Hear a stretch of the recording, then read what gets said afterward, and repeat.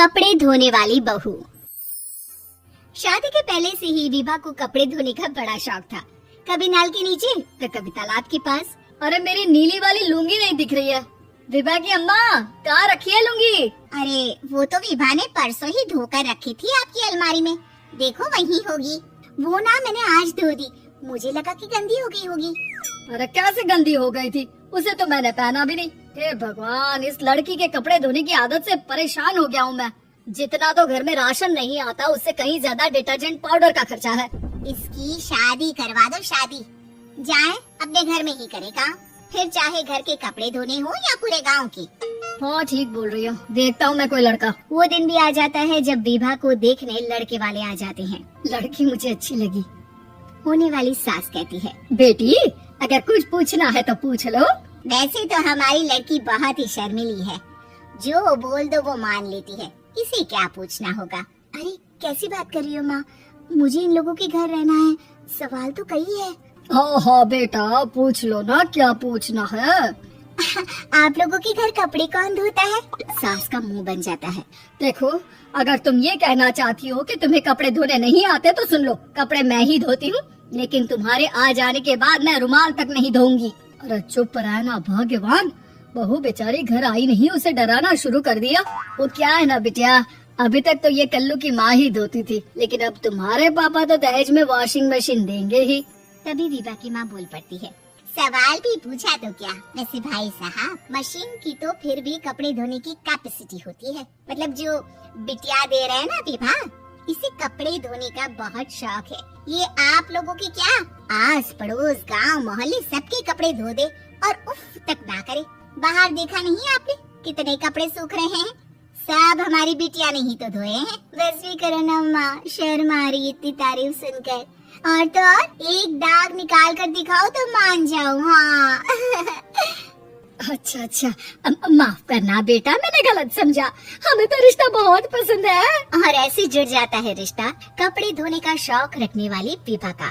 उसकी शादी हो जाती है कोयला फैक्ट्री में काम करने वाले कल्लू के साथ। शादी के बाद अचानक विभा चिल्लाती हुई सास के पास आती है, सासू माँ, अरे सासू माँ कहाँ है आप? ये तो धोखा है, धोखा दिया आप लोगों ने मुझे। इसे ससुर के चक्कर के बारे में पता चल गया। अरे तो उसमें तुझे क्यों धोखा मिला है? अरे नल में पानी नहीं आता, कपड़े कैसे कब धुलेंगे? अच्छा तू पानी नहीं आ रहा उसकी बात कर रही है। तो आपने क्या सोचा? कुछ नहीं।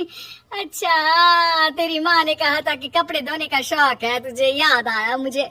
शौक बोलकर कपड़े धोने वाले मेरे जुनून को कम ना आके सासू माँ, कपड़ा धोना मेरा गुरूर है। तभी पति भी वहाँ आ जाता है। अभी मैंने इसे सनी देओल की फिल्म दिखाई है, उसी के डायलॉग मार रही है माँ। अच्छा सुन, साफ साफ बता रही हूँ, पानी सुबह 4 से 6 और शाम को 10 से 12 आता है, समझी? विभा टाइमिंग सुनकर हैरान हो जाती है, ये क्या भूतों का मोहल्ला है? सुबह 4 बजे उठकर कौन कपड़े धोता है? 4 बजे टंकी में पानी जाता है, फिर सारा दिन धोना ना, किसने मना किया? अरे कैसे बात कर रही है, 200 लीटर की टंकी में कितने कपड़े धो लूंगी मैं, सुबह ही उठ जाऊंगी मैं। अब क्या था, विभा सुबह 4 से लेकर रात के 12 बजे तक कपड़े ही धोती रहती।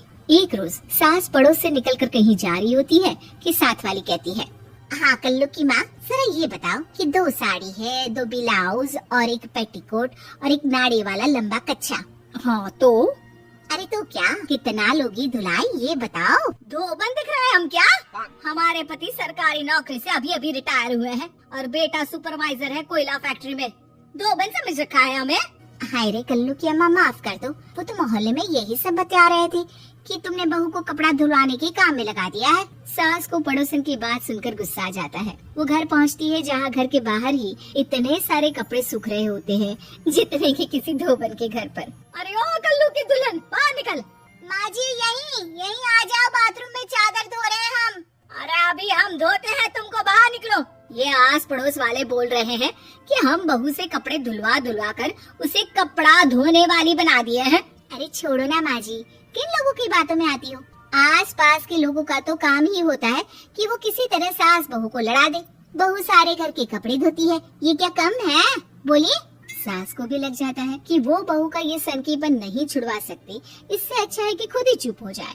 एक रोज सास और बहू मंदिर जाते हैं, जहाँ सास की साड़ी वहाँ खड़ी भीख मांगने वाली से मिलती है। माँ जी क्या बात है, आप आपकी साड़ी उस भिखारन से कितनी मिल रही है ना?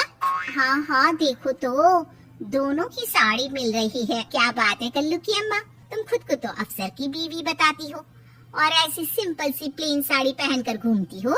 सिंपल और प्लेन नहीं है ये साड़ी। तो क्या सोने के धागे से फूल बने हैं? कुछ भी सासू माँ, कुछ भी। हाँ बने थे इस साड़ी में सोने के धागे से फूल। मेरे पति लेकर आए थे मद्रास से स्पेशली मेरे लिए 10,000 की। ताहे भाई साहब इस भिखारन के लिए भी सेम टू सेम साड़ी लेकर आए होंगे 10,000 की। सास उस वक्त कुछ नहीं कहती, लेकिन बहू के साथ घर आती है और अलमारी से एल्बम निकाल कर लाती है। ये साड़ी देख रही है, ये वही साड़ी है जिसे मैंने अभी पहना था। इस साड़ी में ये जो चमकदार फूल दिख रहे हैं ना, ये सोने के धागों से काटे गए हैं। लेकिन तू लोकल वॉशिंग मशीन ब्रश से घिस घिस कर सारे फूलों को निकाल कर साड़ी प्लेन कर दी।